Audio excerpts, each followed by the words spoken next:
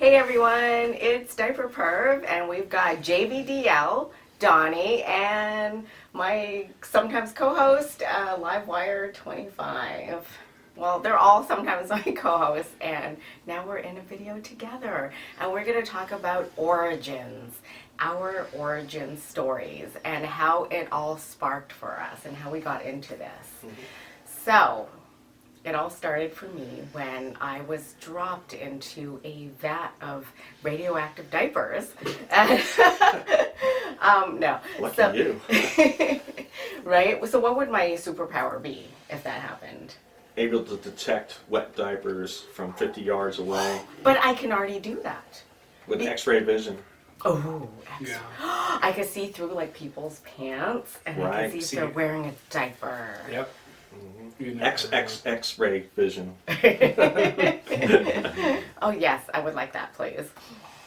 And she can throw diapers like ninja stars, and it just That'd be lands gross. perfectly. Mine would be mind control. He'll use ones.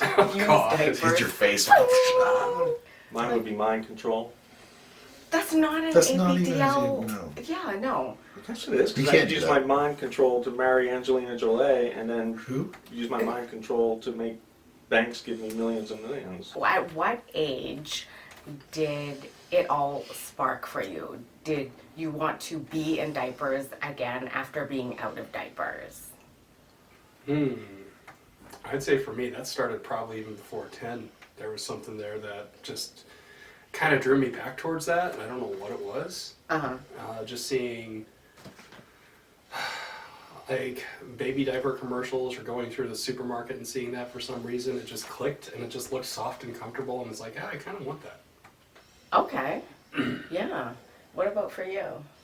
I was probably around 3 or 4, maybe. This is before I was 5 years old, because this is when we were still in like downtown LA. I was growing up, and I remember asking my aunt and my mom to like baby me, and they put a diaper on me, and then I remember getting yelled at by my uncle, being like, "You need to be his big boy," blah blah blah. Uh-huh. And then it just developed into stealing diapers from like the church nursery or from younger cousins or something. And then I didn't realize till I was older that it was really a loss of control. And having someone kind of like a power exchange relationship with you. Yeah. And that's what really caused that to click for me. And then once puberty hit, then I was just hooked on a binge and purge cycle of buying them and throwing them away. And Right. so. Yeah. We'll go deeper into all these things. But let's and hear it, Andrew. progression. This is your story. Let's hear it. Mine's a little bit different because I was put into diapers at a young age because I couldn't keep my pants clean because I had number 2 issues. Like I would go way big, wasn't allowed to go in the house. I had to go down to the basement, taking the doctors. I was coached how to poop by my nurses and my grandmother on the side of the bathtub. And then it just I kind of bet that was went... embarrassing. Yeah, Sorry. really. And it kind of went dormant for a little while, and then I was looking at like some magazine, and there was this girl in diapers, and then it just all of a sudden became erotic to me. Like I was like, whoa. But that was more like 13, 14. This other stuff all happened when I was younger. Now, I have a question about that. Do you feel like the humiliation and the shaming factor caused you to not explore it so much until you got to an older age where you already went through puberty and you're like definitely. excited? Absolutely. Because when you hear my story, you're going to be like, oh my God. You know? Well, it'll be coming up, folks. So just hang on a sec. Well, I mean, when you say bathroom issues, like, so you had a hard time going number 2? It hurt to go number 2, Uh-huh. and I didn't want to go, and I would try to hold it, thinking that, oh, I just don't have to go. But then I started having dirty undies and getting punished and things like that. I had an accident at school, and that's kind of when everything... What accident, like number 2 accidents Yes. in school in your pants? Right. I got sent to the school nurse. Uh-huh. This is Bloomfield, New Jersey. You're like, and the nurse's name was. We were playing hide and go seek, and I didn't want to give up my spot, and I had to go, and I just had an accident. I was in class, and kids already knew that I kind of had an issue, and they told the teacher on me, and the teacher's like, well, what do you want me to do? And they're like, well, put him outside, he smells. they sent me to the nurse. Uh-huh. She diapered me over the dirty undies. Oh gosh, this is sent sanitary. sent me home. Uh-huh. And these Sorry. older girls who I knew, one of them I had a crush on. She was like 15, 16 years old. I think I was like 9 or 10. Her name was, well, I'm not going to say her name, but I remember it. She was saying, did so-and-so poop your diaper? Did you pee your diaper all the way home? Oh, Oof. wow. Man, that sounds like a straight story too. Man. Yeah, That's it like does. someone would be like, if they're listening to this, make sure you're not touching yourself. So is this something you would like to recreate, like in an adult setting? Absolutely. Okay. It was back then. It was horrifying because my parents were ironically here where we Yeah. live now in Las Vegas, Yeah. and we had a babysitter from across the street. And I told you what happened, and I was horrified at the time. Uh-huh. I was, and I was being taken to doctors, drinking prune juice every day, castor oil every day, and nothing Wow. worked. And I was severely, severely constipated, and I was getting in trouble for not going. And then Yeah. I started clogging toilets, and I wasn't allowed to go to the bathroom in the house. I had to go down to this scary ass basement, which I was terrified of. And they just gave you a bucket.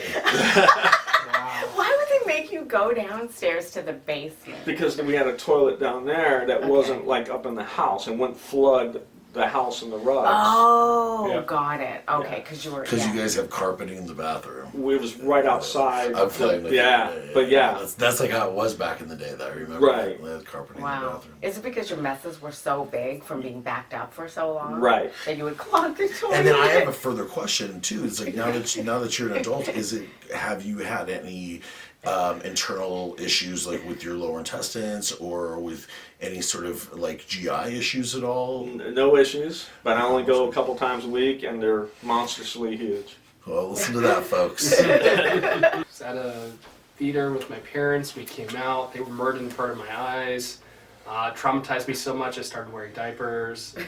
Oh, wait, wrong origin story. Bruce Wayne. Yeah. What? You're Way- Batman? Way more believable. Come on.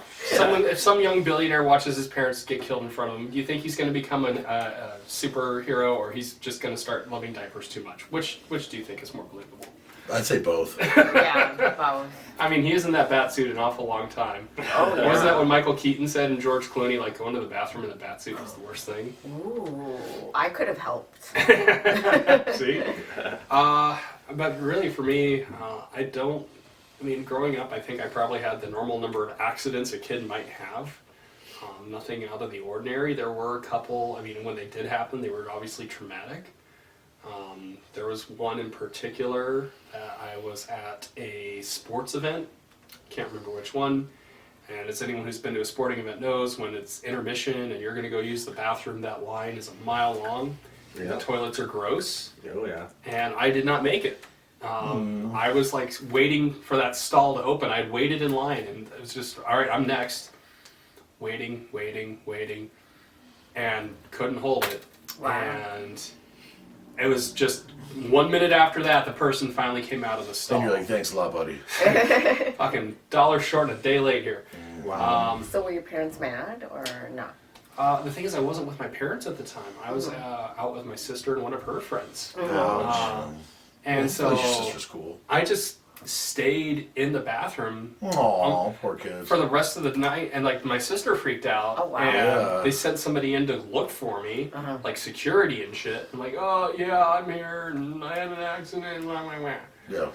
And it wasn't like it was just like something simple. That was like, oh, I've been eating nacho cheese fries at the stadium kind of accident, you know? Yeah. Those explosives. Yep. Yeah. And so I had Oh, that no was way of rough. changing. The pants were ruined. We Yeah. tried to put a towel down in the backseat of her car so that I didn't ruin her upholstery. That was traumatic. But that really didn't tie in for me for diapers. Diapers was always, it looked soft, it looked comfortable.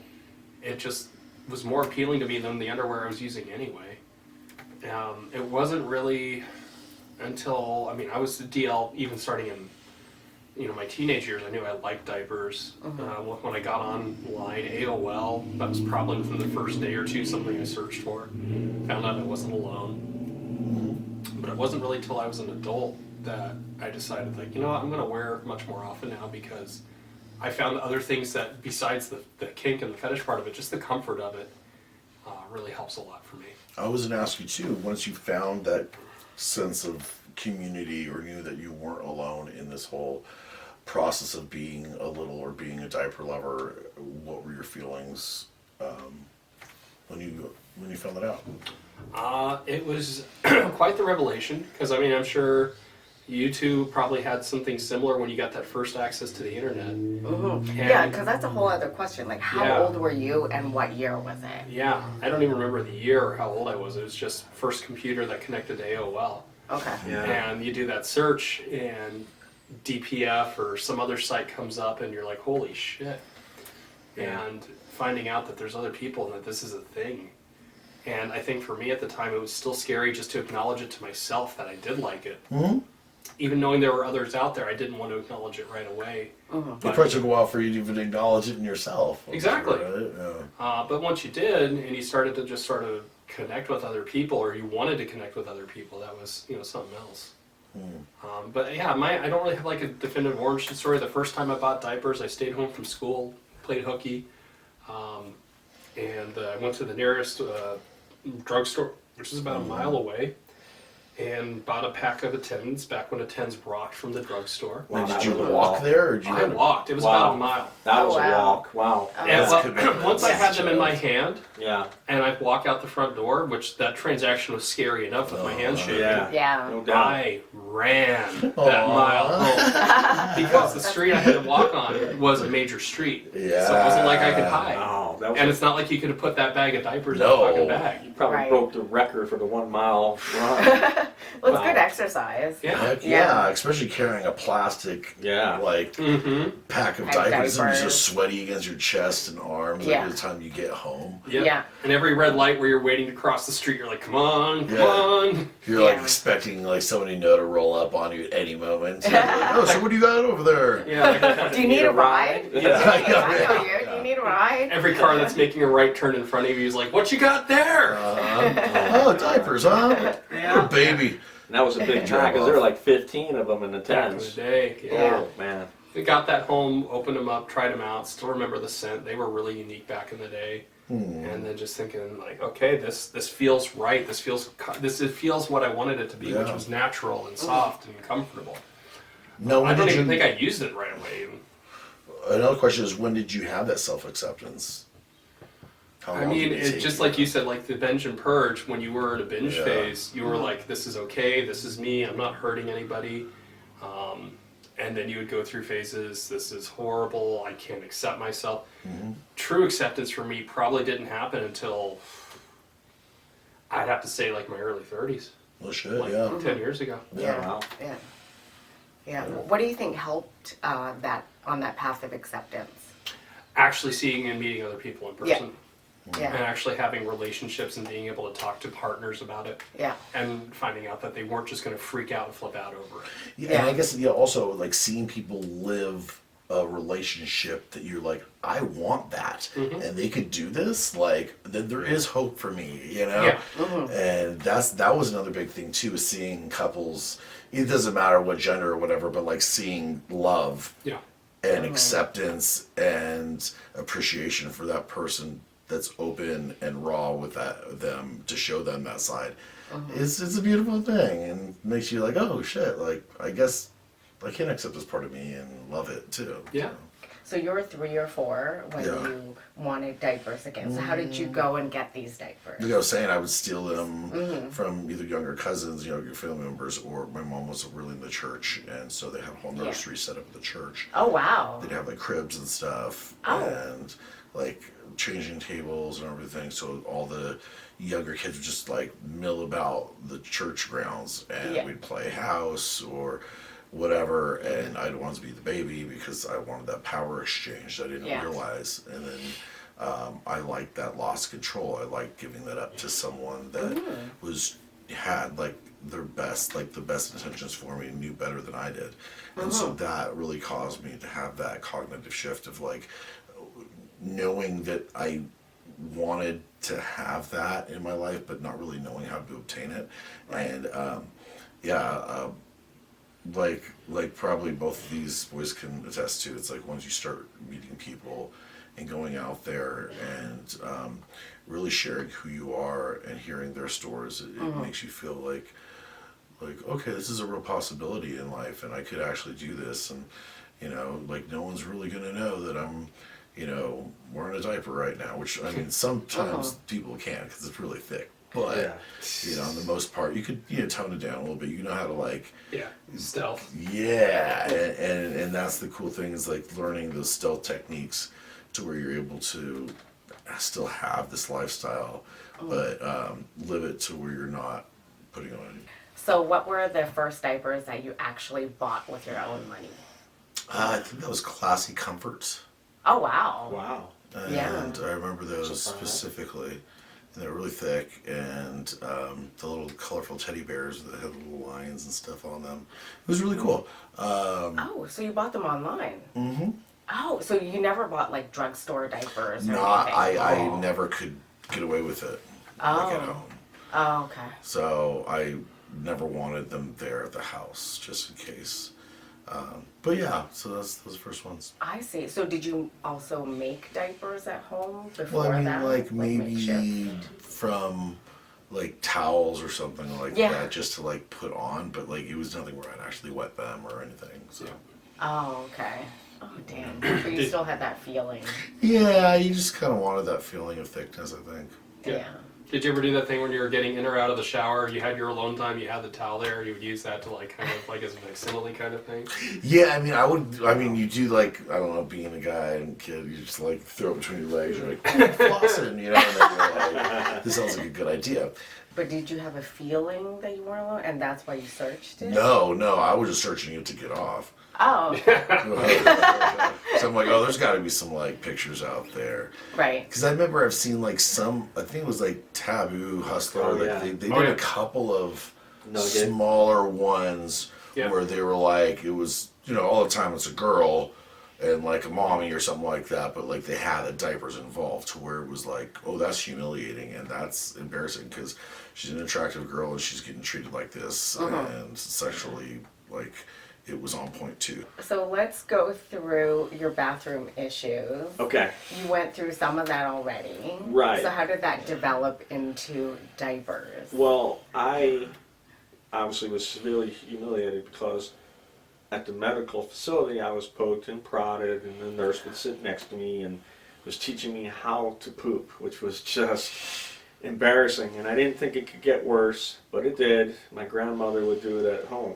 And then just kind of went dormant for a little while, and I just didn't, I don't know if it blocked out, phased out, whatever. I just didn't, just doing what I was supposed to do or whatever. And then I remember seeing Nugget magazine and seeing a girl in diapers, and then everything came back, but this time it was erotic. Yeah. And so what I was doing was, I didn't have diapers when I was 13, 14. I was just going in my underwear. Yeah. Is what I was doing. Oh. I didn't get my first diapers until I was in my 20s, and I ordered them from DPF by mail, and they were first quality, But I was looking at sites, Aunt Becky's Naughty Nursery, which had a lot of girls featured in bondage and diapers, which appealed to me, We were talking about that earlier today, actually. Yeah. And Hannibal Lecter's Diaper Damsels or something, which was actually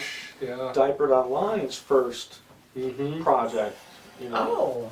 Yeah, Hannibal Cool. Lecter's Diaper Damsels or Diaper Yeah, I Ladies remember or that something name. like that. What year was this? This would be like 1996, 95 or something, when I was in the DPF newsletter, like an idiot. Okay, so how did you feel when you discovered, oh my goodness, you're not the only person out there who likes this? I felt pretty good, but also I never really had things like other people did. To me, the whole fetish was like messing in the diaper. It wasn't so much looking for a caregiver or a mommy or whatever. I'm content by myself. But I realized when I wasn't alone, when I just started seeing other people write letters in the back of Nugget, or when people were diapered in there, I was like, well, they wouldn't have this if there weren't other people into this. Yeah. You know, Yeah. and that's where I kind of realized, because I didn't really have any internet access until like the late 90s, to where I can actually look at things. My origin story is really long. You could watch a whole video about Well, you're not it. gonna say it. What? You better link Oh. it What in are the this first video, diapers man. you bought? When did you discover Oh, okay. So my interest was in pee and pee desperation and wetting, and I've had that since I was really young, probably like around 7, when I saw a girl wet her pants in front of me, and then I would notice. I would be like hyper aware if other people like had to pee and were wetting themselves or had an accident around me, and I really enjoyed that. And I thought I was all alone until I was 19, until I bought my first computer. And I just decided to look it up, and I don't remember what I typed, like probably like pants wetting or something. I don't remember. And then I stumbled on Wetset, and I was like, Oh, yeah. holy crap. And then my mind was blown that there was other people, and it was like, it was weird, that's all. Because I thought I was alone until I was 19. And then, so I liked Wetset a lot, and then half of it is like, you know, female desperation, omarashi, and then the other half is ABDL, except it was called infantilism back in the day. So I clicked on that, and I was like fascinated, and I liked the stories and the pictures of guys in diapers. And but for me to indulge in something like that, I needed a partner, right? Because like when you wear diapers, then you can do that kind of by yourself, but for me, all I had was my imagination and pictures and stories on the site. And so to progress, I would have to like meet people and do it with someone else, and I couldn't really meet anybody in my city because back in '96, not a lot of people had personal computers.